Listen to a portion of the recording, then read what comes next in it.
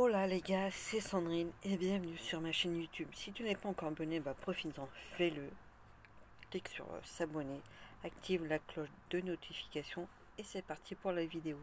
Donc aujourd'hui, je voulais faire, comme j'avais déjà fait une fois, je sais pas si on peut vraiment appeler ça un concept, mais bon, on va partir sur le fait que ce soit un concept, de me dire tiens, j'ai parlé d'un youtubeur, d'une youtubeuse que j'apprécie regarder, que peut-être parmi vous, vous ne connaissez pas et que vous allez peut-être du coup peut-être avoir envie d'aller voir. Euh, J'avais déjà fait entre guillemets un premier épisode en parlant de Sneeze, une youtubeuse que j'ai découvert par hasard et que je continue quand même de suivre quand même de façon assidue. Et c'est vrai que c'est le genre de youtubeurs qui n'ont pas forcément énormément, enfin qui ont quand même pas mal de quand même d'abonnés.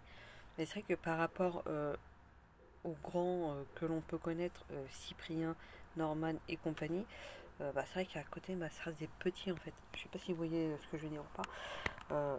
Sachant que je crois que parmi eux, quand même, il y en a un quand même qui reste quand même un grand dans le sens où il en mange, je crois, 3 millions d'abonnés.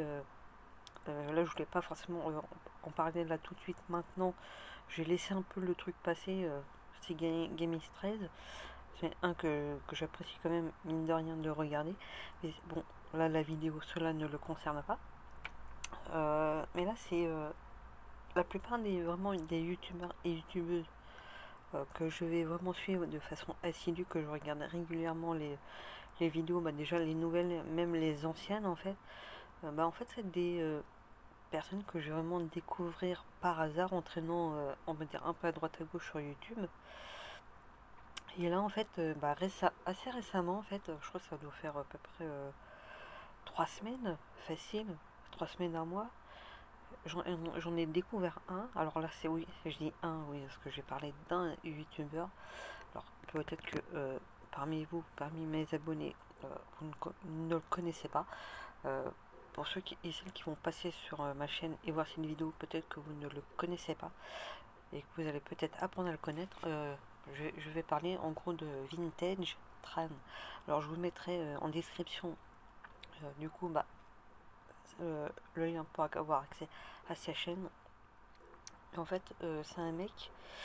euh, je suis suspendu en fait, comme on voit suspendu aux lèvres de quelqu'un quand on nous raconte une histoire passionnante. Alors pour ceux qui aiment ce genre de vidéos, n'hésitez pas à aller visiter. Si vous ne connaissez pas forcément, allez-y au moins pour voir ce qu'il fait. Moi, c'est vraiment le genre de choses que j'aime bien, mine de rien. Perso, j'irai pas le faire. Pour la simple et bonne raison, c'est que bah, euh, il a l'habitude, là où nous allons gambader, en gros sur la terre ferme, lui il fait ça de toit en toit en fait. Il se balade sur les toits de Paris en fait. Donc peut-être que parmi vous, peut-être en traînant, à un moment donné, peut-être que vous l'avez peut-être aperçu. Et moi perso, quand je dis perso, j'irai pas le faire parce que déjà un peu quand même du vertige. Et c'est vrai que quand je regarde ces vidéos, parce il fait ça en mode quand même avec une GoPro, donc on a vraiment, on voit vraiment comme en gros ce que lui pourrait voir. Et c'est vrai qu'à chaque fois je me dis mais comment il fait, comment il fait. Et comme il explique, euh, il a l'habitude et il est devenu du coup depuis le temps qu'il pratique un professionnel et il calcule bien avant de sauter en fait si s'il sait qu'il va pouvoir ou pas le faire en fait. Et à chaque fois, même moi je suis là, mais non, mais il va pas réussir. Et au final, il va réussir. Et c'est vrai que jusqu'à temps que il soit vraiment, vraiment bien stable sur ses pieds, je suis là, je suis en haleine en fait. Et j'ai l'impression de voir comme une sorte de film d'action. Je sais pas si vraiment pour comprendre le truc, faut vraiment aller voir au moins une de ses vidéos. Et à chaque fois, la plupart du temps, il lui arrive des péripéties.